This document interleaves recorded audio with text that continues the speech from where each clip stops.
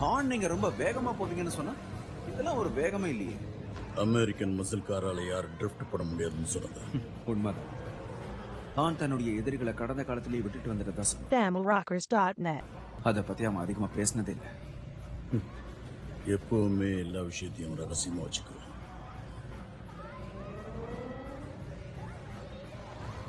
விபத்து நடந்த இடத்துல எனக்கு 2-3 பொருட்கள் கிடைச்சது. ஆனா பெருசா ஒண்ணும் இல்ல.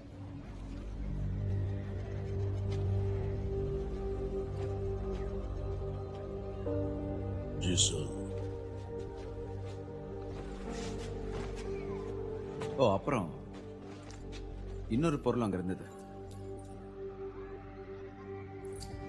இது அங்க இருந்துச்சு. இது அவனுக்கு சொந்தமானது போல இருக்கு.